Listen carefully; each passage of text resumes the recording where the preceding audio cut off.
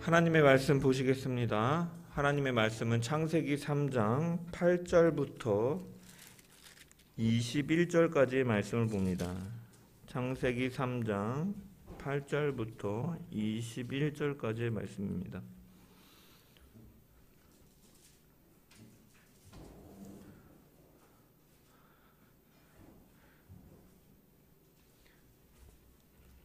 다 찾으신 줄 알고 하나님의 말씀을 봉독합니다. 그들이 그날 바람이 불 때 동산에 거니시는 여호와 하나님의 소리를 듣고 아담과 그의 아내가 여호와 하나님의 낯을 피하여 동산나무 사이에 숨은지라. 여호와 하나님이 아담을 부르시며 그에게 이르시되 내가 어디 있느냐. 이르되 내가 동산에서 하나님의 소리를 듣고 내가 벗었으므로 두려워하여 숨었나이다. 이르시되 누가 너의 벗었음을 내게 알렸느냐. 내가 내게 먹지 말라 명한 그 나무 열매를 내가 먹었느냐. 아담이 이르되 하나님이 주셔서 나와 함께 있게 하신 여자 그가 그 나무 열매를 내게 주므로 내가 먹었나이다. 여호와 하나님이 여자에게 이르시되 내가 어찌하여 이렇게 하였느냐. 여자가 이르되 뱀이 나를 꿰므로 내가 먹었나이다. 여호와 하나님이 뱀에게 이르시되 내가 이렇게 하였으니 내가 모든 가축과 들의 모든 짐승보다 더욱 저주를 받아 배로 다니고 살아있는 동안 흙을 먹을지니라. 내가 너로 여자와 원수가 되게 하고 내 후손도 여자의 후손과 원수가 되게 하리니 여자의 후손은 내 머리를 상하게 할 것이요 너는 그의 발꿈치를 상하게 할 것이니라 하시고 또 여자에게 이르시되 내가 내게 임신하는 고통을 크게 더하리니 내가 수고하고 자식을 낳을 것이며 너는 남편을 원하고 남편은 너를 다스릴 것이니라 하시고 아담에게 이르시되 내가 내 아내의 말을 듣고 내가 내게 먹지 말라 한 나무의 열매를 먹었은즉 땅은 너로 말미암아 저주를 받고 너는 평생에 수고하여야 그 소산을 먹으리라. 땅이 내게 가시덤불과 엉겅퀴를 낼 것이라. 내가 먹을 것은 밭의 채소인즉 내가 흙으로 돌아갈 때까지 얼굴에 땀을 흘려야 먹을 것을 먹으리니 내가 그것에서 취함을 입었음이라. 너는 흙이니 흙으로 돌아갈 것이니라 하시니라. 아담이 그의 아내의 이름을 하와라 불렀으니 그는 모든 산 자의 어머니가 됨이더라. 여호와 하나님이 아담과 그의 아내를 위하여 가죽옷을 지어 입히시니라. 아멘. 오늘도 말씀을 통한 주의 은혜와 평강이 저와 여러분 가운데 넘치기를 축원합니다. 지난 시간에 우리는 인류에 들어온 죄의 근원에 대해서 살펴보았습니다. 아담과 하와는 뱀의 유혹을 받고 그것이 계기가 되어서 자기들이 선악과 열매를 따먹음으로 이 언약을 파기하게 되었습니다. 창세기 기자는 이 아담과 하와를 유혹한 이 뱀이라는 존재를 들짐승 중에 하나다라고 기술함으로써 그 당시에 고대 근동에 뱀을 신격화하고 우상화하는 이러한 모든 것들을 부정하면서 뱀 역시도 피조물에 불과하고 진정한 신은 살아계신 하나님임을 드러내었습니다. 또한 하나님께서 이 인류 가운데 들어온 죄를 조성하시거나 창시하신 분이 아니시라 인류가 타락하고 범죄한 것은 하나님의 말씀에 대한 불순종으로 인해 인간의 책임임을 분명히 이 죄의 근원을 통해서 드러내었다라는 것입니다. 하나님께서는 세상을 창조하시면서 보시기에 좋았다라고 이렇게 7차례에 걸쳐 말씀하심을 통해 하나님과 인간과 이 동물들, 자연들은 매우 이상적으로 이루어져 있고 조화와 질서를 이루고 있는 상황이었지만 이런 세상 속에 죄가 들어온 것은 인류가 하나님의 말씀에 대한 불순종과 불만과 교만과 겁으로 인해 역사 속으로 들어오게 된 것이지 하나님이 애초부터 악을 창조하시거나 인간의 본질 중에 한 부분으로 창조하신 것이 아니다라고 성경은 분명히 밝히고 있다라는 것입니다. 이것은 또 어디에서 드러나냐면 선악과를 동산 중앙에 두심을 통해서 이 앞에 많이 걸어 다니면서 볼 수 있는 곳에 두셨지만 이것은 인간이 이 시험을 어떻게 보면 충분히 이길 수 있는 지혜와 능력을 소유하였기 때문에 하나님께서 거기에 그렇게 두셨다라는 것입니다. 다만 인간이 이 능력을 적절하게 사용하는 것을 스스로 포기하고 죄악을 저지른 것입니다. 그리고 이 죄를 지은 것은 전적으로 뱀의 책임이 아니다라고 말씀을 드렸습니다. 뱀은 유혹을 하긴 했지만 이미 여자가 이 뱀의 질문에 첫 번째 대답할 때부터 하나님의 말씀에 이 부정적인 감정을 통해 과장하는 모습이 있다라고 말씀을 드렸죠. 먹지도 말고 만지지도 말라. 이 만지지도 말라라고 말씀하시지 않았는데 그가 이미 이 하나님에 대한 질투와 그런 불만 속에서 오히려 더 과장해가지고 하나님의 말씀을 더하면서 먹으면 죽을까 하노라 하나님의 말씀을 왜곡시키는 모습을 보이고 있다라는 것입니다. 그래서 사실은 이러한 모습을 통해서 뱀이 유혹을 하긴 했지만 인간은 벌써 사실은 마음속에 그 이미 이전의 마음속부터 죄를 작정했고 다만 그것을 행할 수 있는 동기와 기회가 필요했을 뿐이며 뱀은 그 여건을 만들어준 것이다라는 거예요. 그래서 사실은 뱀에 유혹해서 인간이 죄악을 범한 것이 아니라 이 인간 자체에 이미 하나님의 형상과 모양대로 창조되었으나 그 흙의 먼지로 지어져서 피조물로서의 위치와 인식을 하면서 그 하나님 안에서 풍요함과 자유함과 그 생명을 누려야 될 인간이 사실은 그 마음속에서부터 교만하였고 하나님과 같이 되고 싶었고 하나님께 불만을 갖고 불순종함으로 인하여서 그들이 이미 마음속에서부터 죄를 작정하였다라는 것이에요. 그래서 이 죄의 범죄의 책임은 인간에게 있다라는 것이에요. 오늘 본문은 이런 범죄한 인간에게 하나님께서 나타나셔서 만나시는 장면입니다. 숨바꼭질하는 것처럼 사람 아담과 하와는 숨어 있고 여자는 숨어 있고 하나님께서는 찾으시는 장면이죠.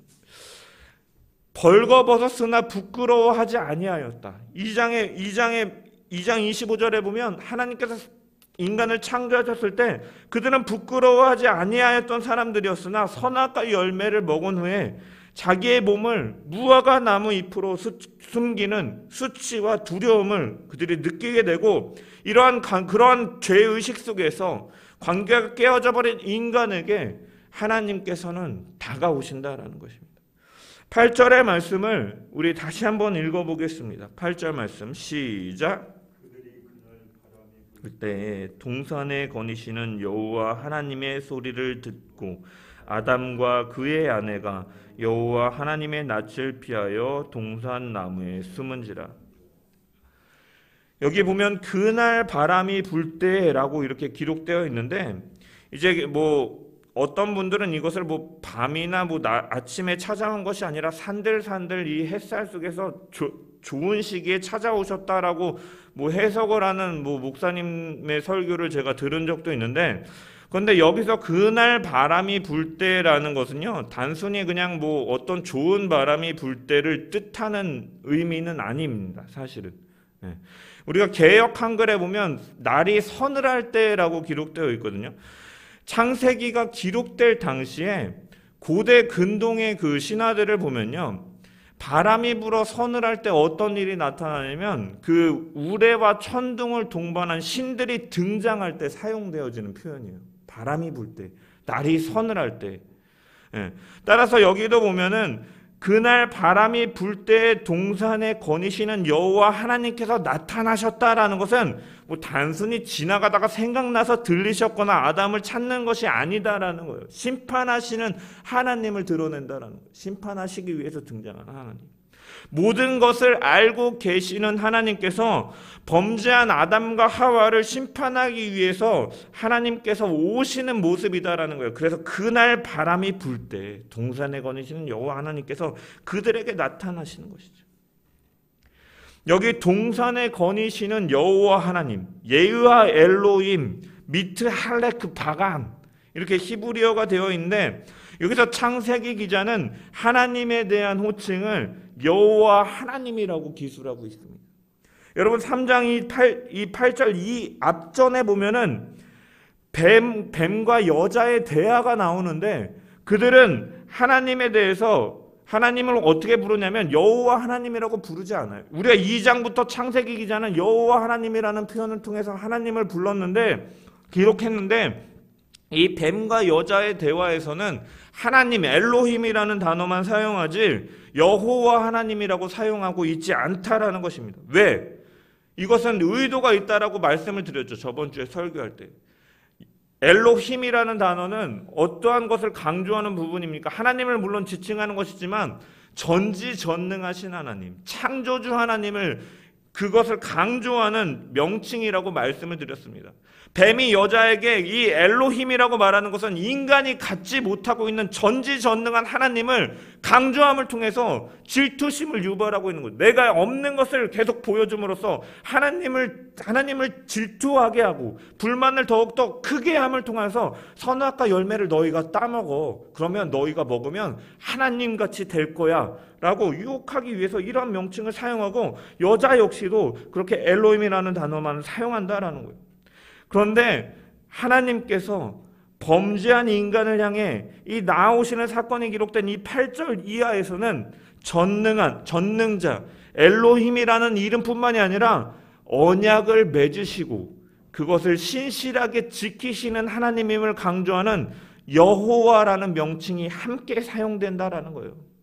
이 선악과 열매를 먹은 것에 대해 언약을 맺으시고 이것을 지키시는 하나님에 대해서 보여주는 것입니다. 그래서 이 아담과 하와가 선악과의 이 행위 언약을 파기하였을 때 이것에 대해서 책임을 묻고 심판하시기 위해서 오시는 하나님임을 드러내기 위해서 여호와 하나님이라고 말하고 있는 것이고, 또한 이 이름에는 그 뒤에 나오지만 우리를 그래서 다시 한번 은혜의 언약, 새 언약으로 우리를 구원하시기 위한 그 하나님의 신실한 하나님, 언약의 하나님을 보여주기 위해서 창세기 기자는 다시금 여기서부터 여호와 하나님이라는 명칭을 사용하고 있다라는 것입니다.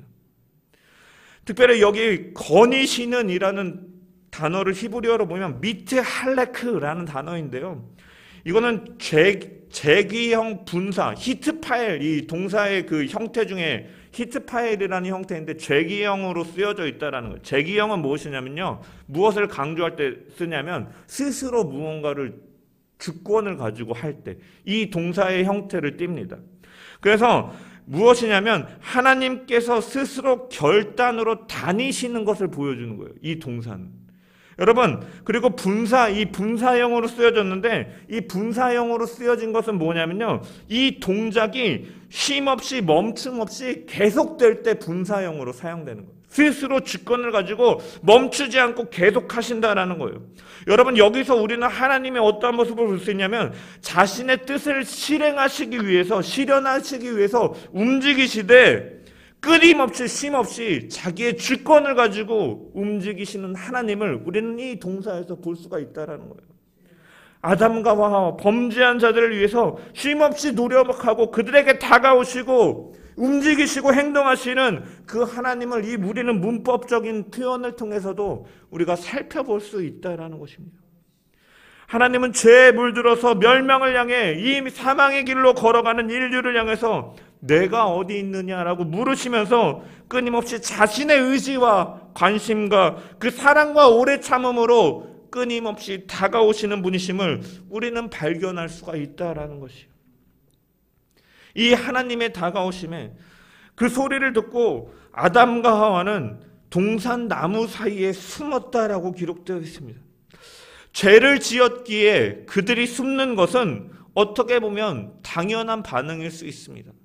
제가 아직도 기억이 나는 게 이 자리에 이제 부모님이 목회하실 때 이 조립식 건물로 지어져 있고 사택을 살 때 제가 이렇게 친구들과 놀다가 이렇게 도로에다가 진흙으로 뭉쳐진 거를 막 던지다가 지나가던 차에 팍 맞았어요.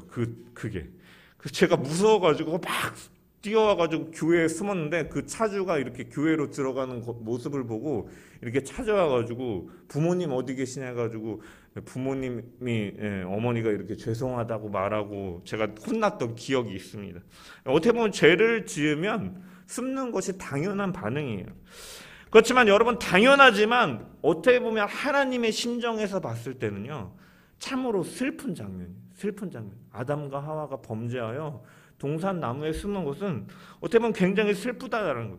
왜? 하나님께서 세상을 보시기에 심히 좋게 창조하시고, 제가 창세기 창조의 절정이 무엇이다라고 말씀을 드렸어요. 7일째 안식이다라고 말씀을 드렸잖아요. 이 안식이라는 의미에는 하나님의 모양과 형상대로 만든 인간과 교제하기를 바라시는, 하나님께서 안식일에 예배케 하신 것은 무엇입니까? 하나님이 인간과 교제하기 위해서 이날을 거룩하게 하시고 복을 주신 거잖아요. 이게 절정이잖아요. 그러면 하나님이 인간과 함께 하시고 싶으셨다라는 거예요.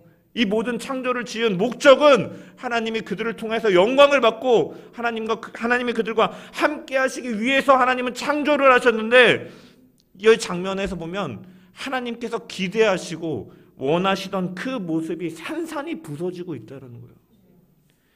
인간이 여호와 하나님의 소리를 듣고 그들은 그 소리를 외면하고 자신을 숨기고 있다는 거예요. 어떻게 보면 설교를 준비하면서 인간이 범죄한 사실보다 하나님의 마음은 숨는 것을 보면서 이게 더 슬프게 다가오시지 않았을까 생각을 해보게 됩니다. 제가 아이를 키우다 보니까 아이가 이 부모의 기대와 다르게 행동할 때나 뭐 실수할 때가 종종 보입니다. 아무리 아이를 이렇게 컨트롤하고 케어하려고 해도 이제 아이가 이제 종종 이렇게 실수를 하거나 이렇게 하는데, 특별히 이제 아이가 놀다가 제가 조심해라 라고 말을 하는데, 이렇게 막 그래도 무시하고 막 놀다가 막 떨어져가지고 다쳤을 때, 그 보면은 반응이 두 가지로 나타나는데, 하나는 울면서 이제 자기가 실수했음에도 불구하고 울면서 아빠 안아줘, 나 다쳤어, 여기 삐었어, 이렇게 하면서 자기를 드러낼 때가 있어요. 이런 모습을 보일 수 있는 것은요, 부모에 대한 신뢰가 있을 때 사실은 가능하거든요. 아빠가 나 이렇게 안아주겠지, 다친데 곧 이렇게 상처를 치료해 주겠지 하는 신뢰 속에서 있을 때 사실은 자신을 내보인다라는 거예요. 반면에 자기가 혼날 것만을 두려워하면은 그 잘못을 숨기거나 자기가 다친 것도 숨기고 저기 가서 끙끙거리고 있어요. 그러면 알거든요. 알면서도 왜 그래 이러면은 그냥 가만히 있어요. 혼날까 봐. 왜? 신뢰가 없고 두렵기 때문이거든요. 여러분, 사실 부모로서 속상한 건요, 일단 애가 다친 것도 속상하지만 이 두 번째 모습이 나타날 때 속상해요. 그 아이가 다가오면은 안아주고 상처를 치료해주고 이렇게 좀 위로해줄 수도 있지만, 아이가 그 다친 것을 숨기고 혼날 것을 무서워하면 한편으로는 내가 너무 애한테 세게 말했나? 내 양육 방법이 좀 잘못됐나? 라는 생각이 들면서 좀 반성이 되면서 마음이 좀 더 약간 이렇게 좀 이렇게 애려올 때가 있더라고요. 마찬가지로 제가 설교를 준비하면서 아담과 이 하와가 하나님의 낯을 피하고 있는 이 장면, 하나님의 소리에 나와서 자신의 잘못을 고백하면서 용서를 구하면 참 좋겠지만 자신을 숨길 수밖에 없는 이런 비참한 죄인의 모습을 보이고 있음을 통해서 하나님께서는 참 속상하시겠다라는 생각을 해봅니다. 어쨌든 이들은 죄로 인하여서 낯을 피하여 숨었다라고 기록되어 있는데, 히브리어 원어를 보면 이거 역시도 죄기형으로 기록되어 있어요. 스스로 숨기 위해서 노력하는 아담과 하와의 이 애처로운 모습을 강조하는 이 문법적으로 사용되어 있다라는 거예요. 하나님께서는 이런 인간을 향해 부르시고 질문하십니다. 9절의 말씀입니다. 우리 9절의 말씀 읽어보겠습니다. 시작. 여호와 하나님이 아담을 부르시며 그에게 이르시되 내가 어디 있느냐. 하나님께서는 아담을 부르시고 어디에 있느냐라고 질문하십니다. 성경에서 하나님이 질문을 하는 것은 흔한 일이 결코 아닙니다. 왜 하나님께서는 아담에게 질문하셨을까요? 하나님이 아담이 숨어 있는데 어디 숨어 있는지 몰라서 부르시는 장면일까요? 여러분, 하나님은 전지전능하신 하나님이라고 우리가 알고 있습니다. 전지, 모든 것을 알고 계시는 하나님이시다라는 것. 하나님은 모르시는 것이 없으십니다. 아담이 어디에 있는지도 알고 계신 분이시다라는 것입니다. 그런데 정말로 여기서 아담아 내가 어디 있느냐라고 물어보는 것은 하나님께서 정말 몰라서 아담에게 묻고 계신 것이 아니다라는 것이에요. 그럼 이 질문의 의도는 무엇이냐면, 네가 무슨 행동을 했는지 아느냐? 네가 숨어있게 된 이유를 말해라. 나와서 하나님 잘못했어요. 회개의 기회를 주시는 하나님의 의도가 이 질문에는 사실은 내포되어 있다라는 거예요. 나와서. 네가 왜 숨어 있는 거야? 나와서 네가 잘못을 했으면 용서를 구해, 회개해. 이렇게 하나님은 찾아오셔서 이 질문에 말씀하시는 것이죠. 특별히 여기서 부르다라는 단어는 히브리어 카라인데 사무엘상 26장이나 이 열왕기상 13장에는 큰 소리로 부르다라는 의미를 담고 있어요. 의미로 사용하고 있어요. 욥기 13장에는 소환하다라는 의미로 사용되기도 합니다. 따라서 하나님께서는 아담이 부인할 수 없도록 분명한 목소리로 그를 소환하셨고 기회를 주고 계시다라는 것입니다. 회개의 기회를. 이런 찾아오시는 하나님을 향해서 아담은 자신의 잘못을 고백하고 사실은 하나님께 용서를 구해야 됐어요. 그러나 아담은 자신이 숨어있는 이유에 대해서만 말을 하고 그 이유에 보면 변명으로 일관합니다. 10절의 말씀에 보면은 자기 입장에서만의 이유를 말하고 있는 것이에요. 이르되 내가 동산에서 하나님의 소리를 듣고 내가 벗었으므로 두려워하며 숨었나이다. 하나님, 내가 선악과 열매를 따먹었습니다. 하나님께서 하지 말라고 한 것을 내가 행했습니다. 죄송합니다. 용서하여 주세요. 잘못했습니다. 이렇게 회개하는 것이 아니라 내가 두려워서 숨었다 라고만 얘기해요.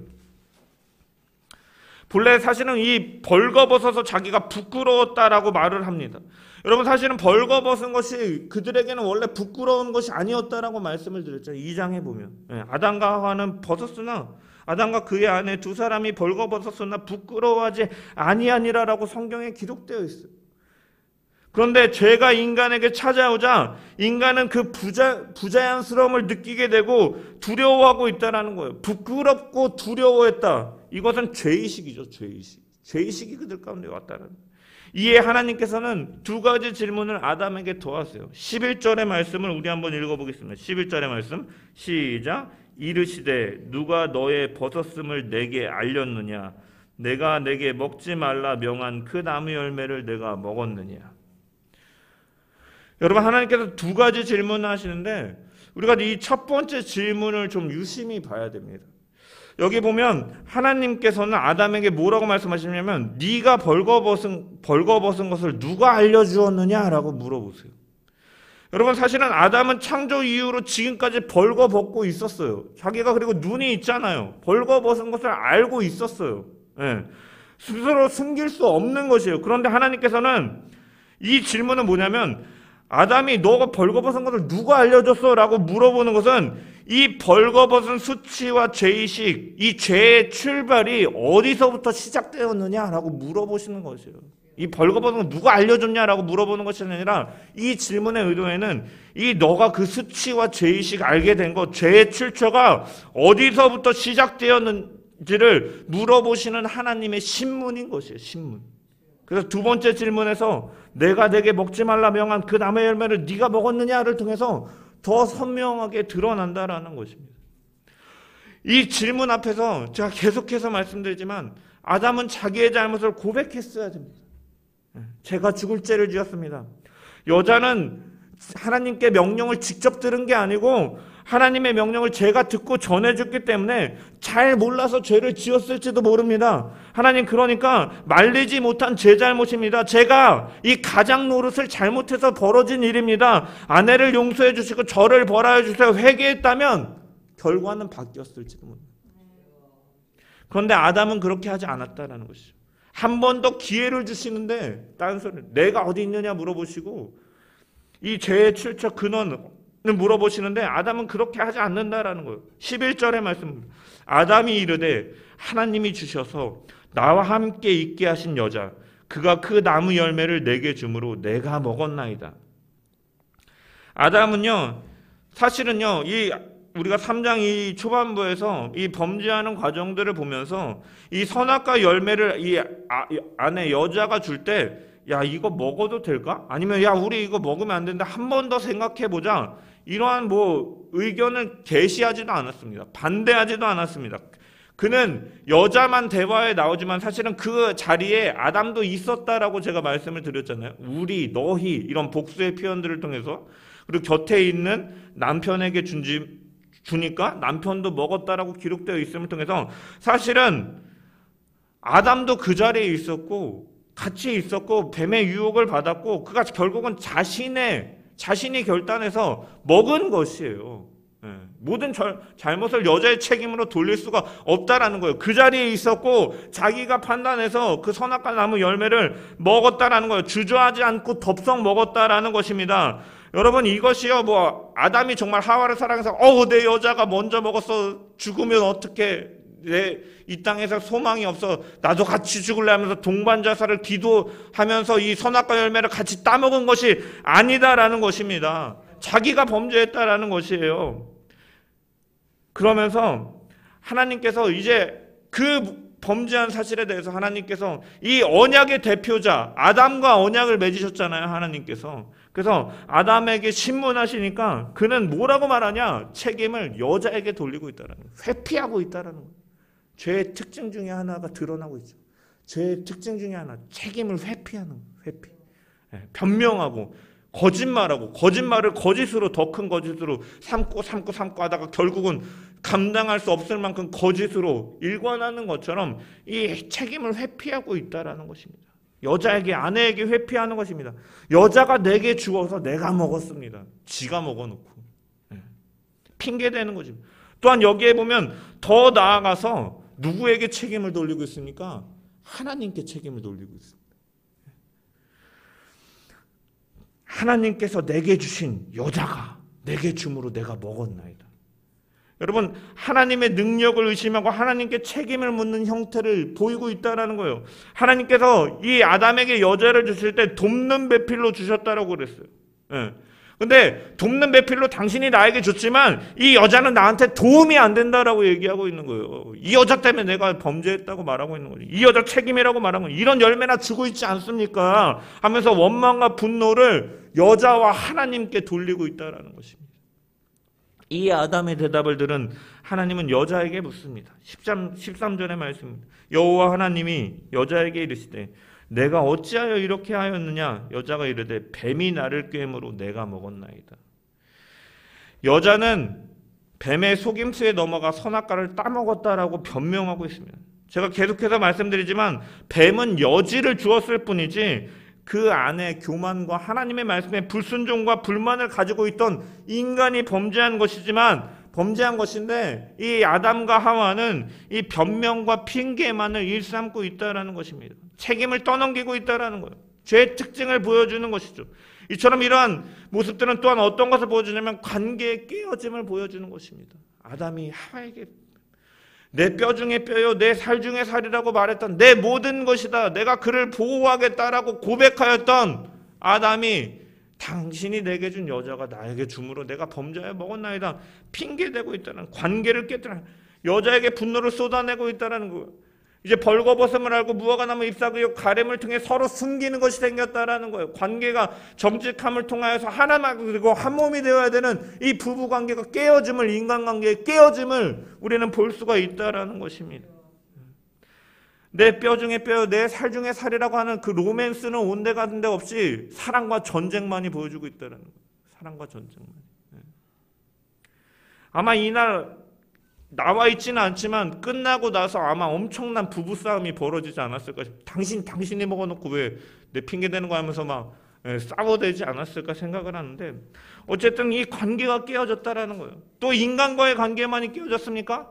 하나님과의 관계가 깨어지고 있다는 거예요. 하나님과의 관계.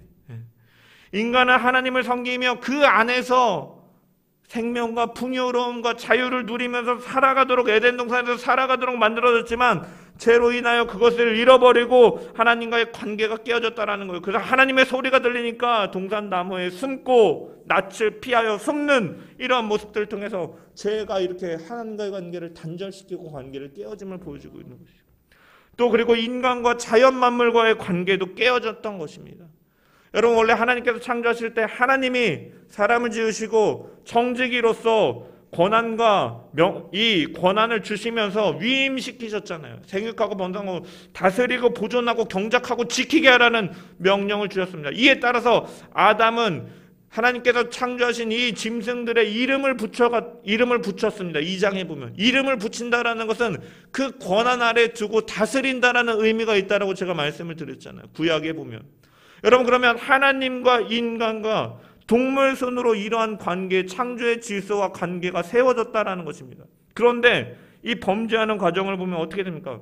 동물의 지시를 사람이 듣고 하나님은 제일 밑에 있는, 어떻게 보면 이 피조 세계와의 관계도 깨어져 버리고 말았다라는 것입니다. 죄는 이처럼 관계의 깨어짐을 가져온다라는 것이에요. 그렇다면 우리가 그럼 반대로 생각해 보면 이제 예수의 새 생명으로 살아가고 있는 우리는 어떠한 모습이 우리 교회 가운데, 우리 성도들의 삶 가운데 나타나야 되는가를 우리는 발견할 수가 있는 것입니다. 바로 깨어짐의 회복이 우리 가운데 나타나야 된다는 거예요.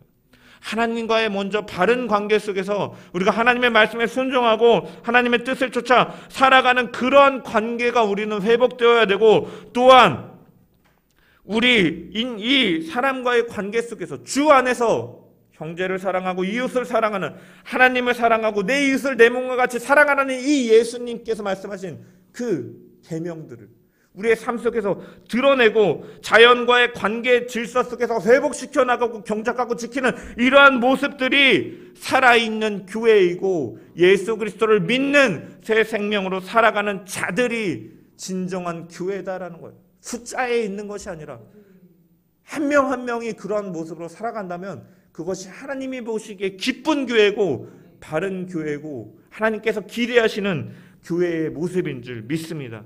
우리 교회가 그러한 교회로서 한 명 한 명이 관계가 회복되어지고 하나님과의 관계에 날마다 견고해져 가고 우리 형제 이웃과 이웃 형제 자매들 사랑하면서 하나님의 사랑을 나타내는 그러한 성도로서 살아가는 저와 여러분 되기를 소망합니다. 아무튼 이러한 관계의 깨어짐 속에서 아담과 하와는 핑계와 변명을 일삼니다. 이들의 대답을 들은 이제 하나님께서는 심판하십니다. 그래서 먼저 뱀에 대해서 14절에서 15절에 말씀하십니다. 우리 14절 15절의 말씀을 한번 읽어보겠습니다. 시작.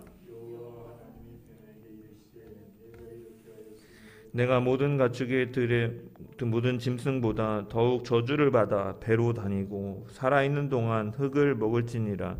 내가 너로 여자와 원수가 되게 하고 내 후손도 여자의 후손과 원수가 되게 하리니 여자의 후손은 내 머리를 상하게 할 것이요 너는 그의 발꿈치를 상하게 할 것이니라 하시고. 여러분, 이제 뱀이요 하나님의 심판을 받기 이전에는 뭐 날아다녔는지 걸어다녔는지 우리가 기록되어 있지 않기 때문에 알 수는 없습니다. 어찌됐든 하나님께서는 이 일로 인해서 먼저 이 뱀이 배로 다닐 것이다 라고 이렇게 말씀하시고, 그리고 이제 뱀은 흙을 평생 먹을 것이다 라고 말씀하십니다.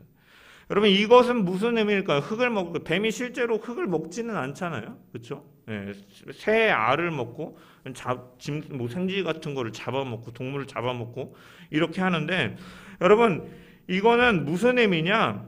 여러분, 첫 번째로 구약 성경에서 이 흙을 먹는다는 것, 먼지를 먹는다는 것은요 최고로 수치스러움을 의미하는 것입니다. 최고로 수치스러움.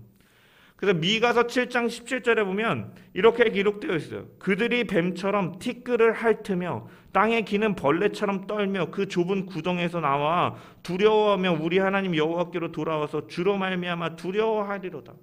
그래서 이렇게 흙을 먹는다라는 것은 최고로 수치스러운 처지를 말하는 것이에요. 따라서 뱀은 사람을 유혹한 죄로 인해서 피조물 중에 어떻게 보면 가장 혐오스럽고 수치스러운 짐승으로 전락해버리고 말았다라는 것입니다. 또한 뱀이 흙을 먹는다라는 것은요 사람과의 관계에서 원수가 된다라는 거예요. 여러분, 이 장에 보면 흙으로 무엇을 짓습니까? 하나님께서 사람을 만드셨어요. 사람을. 그리고 19절에 이 본문 우리가 읽은 19절에 보면 아담에게 말씀하실 때 내가 흙으로 돌아갈 때까지 얼굴에 땀을 흘려야 먹을 것이니 네가 그것에서 취함을 입었음이라. 너는 흙이니 흙으로 돌아갈 것이니라 말씀하셨어요. 이 흙을 먹을 것이다라는 것은 뱀과 사람이 원수가 된다는 거예요.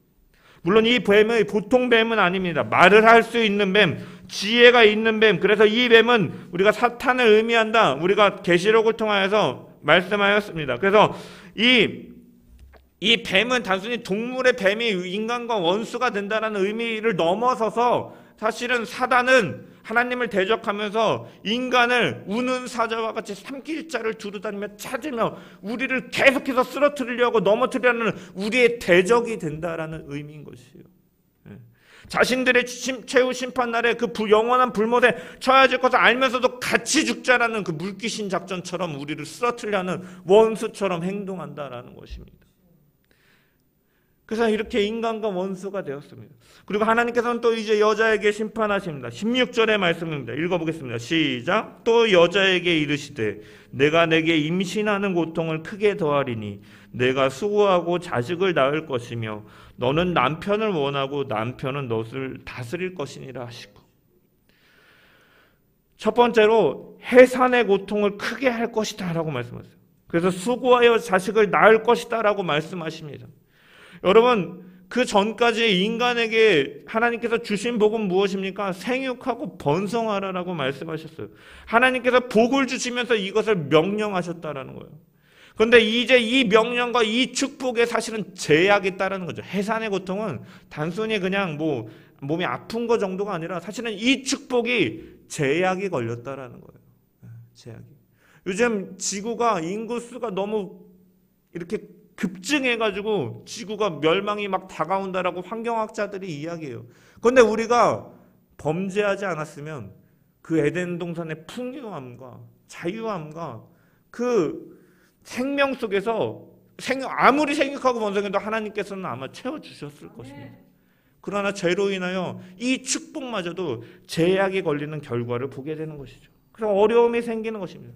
그래서 어떤 목사님께서는 우스갯소리로 이렇게 말씀하시는 것을 제가 들어요. 예전에는 휘파람만 불면서 이렇게 나와도 쑥쑥 애가 나왔는데 이제는 막 악을 쓰고 남편의 머리채를 잡아야지 애가 나온다.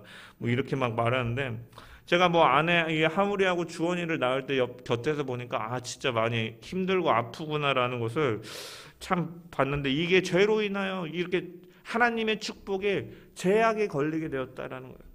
그리고 하나님께서 한 가지 더 여자에게 말씀하시는데 뭐라고 말씀하시냐? 남편의 지배를 받. 남편을 원하나 너는 남자의 지배를 받을 것이다 라고 이렇게 말씀하시는 것을 보게 됩니다. 여러분, 여기 보면은 남편은 너를 다스릴 것이다 라고 하는데 이게 실질적으로 실행이 됩니다.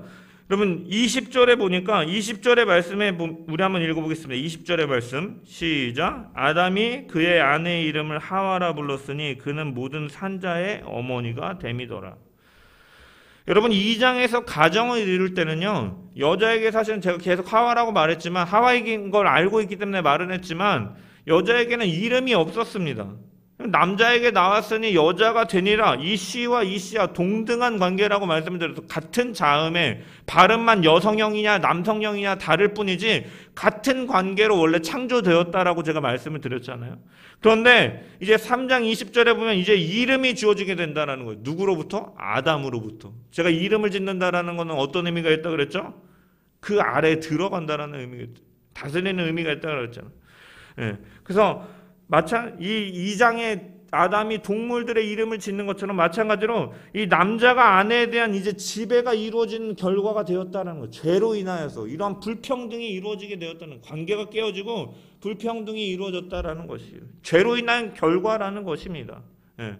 그래서 막 인구 조사하고 막 이렇게 막 출애굽 때 인구수를 말할 때 이 여자와 아이들은 대수하지 않는 이러한 어떻게 보면 불평등은 사실 하나님께서 처음부터 디자인하신 것이 아니라 사실은 죄로 인해 이루어진 결과다라는 거예요. 그렇다면 여러분, 이것을 가져와서 오늘날에도 너는 나의 다스림을 받아야 돼, 조사모, 이렇게 제가 말을 한다면 바른 가르침일까요? 아닐까요? 아니죠. 아닙니다. 왜? 예수 그리스도의 십자가의 보혈과 그 부활하심으로 말미암아서 죄악이 발생한 시점 이전으로 우리를 재창조하시는 거잖아요. 그러니까 이 씨와 이 씨아로 불렸던 것처럼 사실은 우리는 이제 다시 예수 안에서 우리는 이 모습이 회복되었다라는 거, 회복되어 가야 되고 또한 회복되었다라는 것입니다. 그래서 세상은 지금도 남자가 여자를 지배하려고 하고 여자는 막 이거에 대해 반발해서 막 하는 이러한 세상 속에서 살아가고 있지만 교회는 결코 믿는 자들은 그렇게 할 수 없다라는 것입니다. 그래서 갈라디아서를 보면 바울은 이렇게 말해요. 그러므로 그리스도 예수 안에서는 이방인이나 헬라인 모두가 차별이 없고 남자 여자도 차별이 없다. 예수가 없을 때는 그렇게 살았을지는 몰라도 이젠 예수 안에서는 결코 차별이 없어야 된다는 거. 왜? 재창조되었으니까. 남편은 아내를 그리스도가 교회를 사랑하는 것 같이 사랑하고 아내는 남편의 권위를 인정해주고 죽게 하듯이 순종함으로 서로를 돕는 배필로 완전히 회복되었다라는 것을 기억하면서 한 몸으로 든든히 세워져 가야 된다라는 것입니다. 그럼 마지막으로 이제 하나님께서는 아담을 심판하시는데 17절에서 19절 말씀입니다. 우리 읽어보겠습니다. 시작. 아담에게 이르시되 내가 내 아내의 말을 듣고 내가 내게 먹지 말라 한 나무의 열매를 먹었은즉 땅은 너로 말미암아 저주를 받고 너는 내 평생에 수고하여야 그 소산을 먹으리라. 땅이 내게 가시덤불과 엉겅퀴를 낼 것이라. 내가 먹을 것은 밭의 채소인즉 내가 흙으로 돌아갈 때까지 얼굴에 땀을 흘려야 먹을 것을 먹으리니 내가 그것에서 취함을 입었음이라. 너는 흙이니 흙으로 돌아갈 것이니라 하시니라. 이것은 쉽게 말해서 너 이제부터 무지무지 노력해야지 먹고 살 수 있다라고 하나님께서 말씀하시는 것입니다. 물론 우리가 인간의 창조를 다루고 있는 이 장에서 노동은 처음부터 경작하고 지키게 했다, 보존하게 했다라는 것을 통해서 노동은 성스러운 인간에게 맡기신 일이라는 것을 우리는 발견하였습니다. 그렇지만 중요한 것은 이제 그 노동을 해도 결과물이 시원치 않다라는 것입니다. 만족스럽지 않다라는 거예요. 네. 그리고 안타까운 것은 보면 창세기 이후에 다루겠지만 4장 그리고 6장에 보면 가인이 아벨을 살해할 때 그리고 노아의 홍수 심판 속에서 이 사실 땅도 계속 저주를 받음을 통해서 이 생산력이 계속 떨어지는 것입니다. 예. 그렇기 때문에 오늘날 이렇게 먹고 살기 힘든 것은 죄로 인하여 벌어지는 일이죠. 죄로 인하여 벌어지는. 예. 따라서 우리가 이러한 이 세상을 살면서 힘들다고 하나님을 세상 사람들은 이거 봐라 신이 없지 않느냐라고 하나님을 부인하는 데 사용되지만 이것은 결코 하나님을 부인하는 근거로 사용할 수 없다는 거예요. 왜? 성경은 이것은 인간의 죄로 인하여 벌어진 일이라고 밝히고 있으니까. 하나님한테 먹고 살기 힘들다고 원망할 수도 없다라는 거예요. 왜? 하나님께서 그렇게 하신 것이 아니니까. 애꿎은 분에게 원망하고 책임을 묻는다라는 거예요. 왜? 범죄한 죄의 결과로 인하여 벌어진 일이니까. 그래서 먹고 살기 힘들어지게 되었다라는 거예요. 또 하나님께서는 말씀하십니다. 너는 흙으로 돌아가라. 여러분, 인간은 하나님의 형상과 모양대로 지음을 받았지만 분명히 흙으로 지음을 받았기 때문에 한계가 있다는 거예요. 근데 그 인간이 그 선을 넘으려고 하고 죄를 범하게 되니까 여기서 하나님께서 다시 한번 선을 긋는 것입니다. 너는 흙으로 돌아갈, 즉 인간이 피조물이라는 사실을 다시금 너희가 잊지 말라. 너는 흙으로 왔으니 흙으로 돌아갈 것이나 너는 나와 같이 될 수 없어. 너는 피조물로서의 자신의 위치와 그 자리를 알고 있어야 돼 라고 하나님께서 말씀하시고, 어떻게 보면 하나님 안에서 생명을 누리는 이 아담이 어떻게 보면 한번 죽는 것이 이제 정해지는, 어떻게 보면 비참한 결과가 따라온다라는 것입니다. 그리고 마지막 죄의 결과로는 인간이 에덴 동산을 떠나게 만다라는 것입니다. 하나님 안에서 자유와 풍요로움과 그 생명을 누릴 인간이 죄로 인해서 하나님과 함께할 수 없는 존재가 되어버리고 말았다라는 것을 성경은 보여주고 있습니다. 여러분, 이렇게만 성경이 끝이 났다면 우리에게는 소망이 없을 것입니다. 그러나 성경은 우리에게 구원에 대해서 말씀하는 책이다라고 스스로를 증명합니다. 그래서 여기도 보면 하나님께서 이렇게 심판하시면서 하나님의 공의와 인애의 측면을 또한 볼 수가 있는 것이에요. 인간에게 은혜를 베풀어 주십니다. 3장 21절에 보니까 여호와 하나님이 아담과 그의 아내를 위하여 가죽옷을 지어 입히시니라. 여러분, 아담과 하와는 범죄한 이후에 스스로 수치심을 느끼고 나서 무엇으로 옷을 만듭니까? 무화과 나무 잎으로 옷을 만들잖아요. 여러분, 잎을 줄기에서 잘라보면 그 잎은 조금 있으면 시들어버리고 맙니다. 금방 시들어버리고 만다라는 거예요.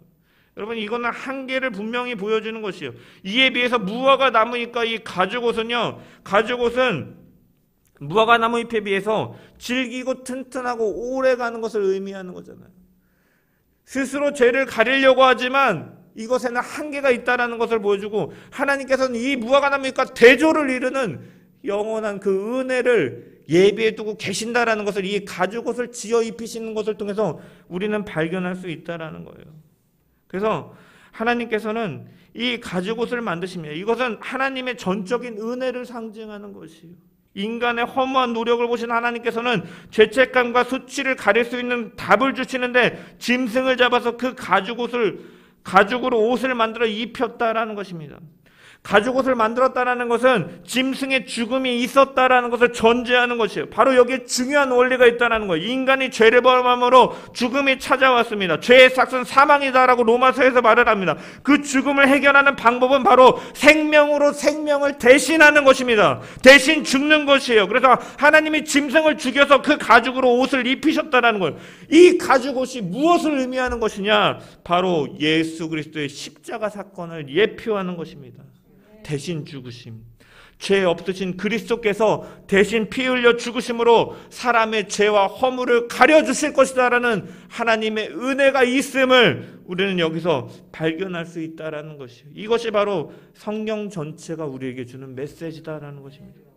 주님의 십자가의 보혈과 그의 죽으심은 모든 죄를 씻어주시고 허물을 가려주시는 것입니다. 그러므로 우리가 십자가 앞에 나가기만 하면, 주를 우리의 구주로 고백한다면 우리는 모든 죄를 용서하시고 그 죄를 맑게 씻으시고 그 죄를 도말하시고 절대 기억하지도 않으시겠다라고 하나님께서는 말씀하고 계시다라는 것이에요. 이것은 15절에서도 선명하게 드러나는 것이에요. 15절의 말씀을 보면은 내가 너로 여자와 원수가 되게 하고 내 후손도 여자의 후손과 원수가 되게 하리니 여자의 후손은 내 머리를 상하게 할 것이요 너는 그의 발꿈치를 상하게 할 것이니라. 여러분, 세 가지 원수 관계가 드러나는데 뱀과 여자의 관계, 뱀과 여자의 후손의 관계, 그리고 뱀과 여자의 한 후손의 원수 관계. 우리가 여기서 특별히 세 번째 원수 관계를 신학자들은요 원시복음이라고 말해요. 십자가 사건을 예언하는 것이다라고 말을 한다라는 거예요.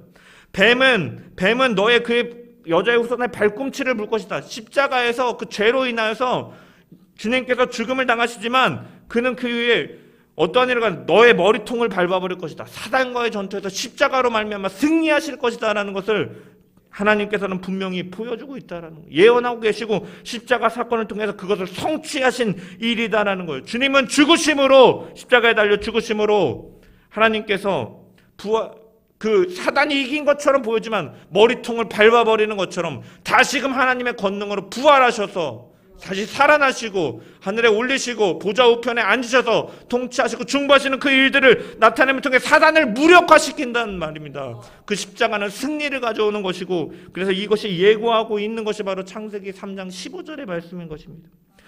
하나님께서는 우리에게 찾아오셔서 끊임없이 찾아오셔서 움직이고 말씀하시는 것입니다. 아담아, 사람아, 선민아, 영은아, 승중아, 숙현아, 네가 어디에 있느냐?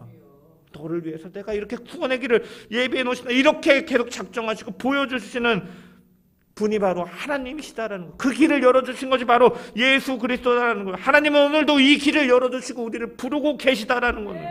너가 어디 있느냐? 이 음성을 듣고 주님께 날마다 나아가는 저와 여러분 되기를 소망합니다.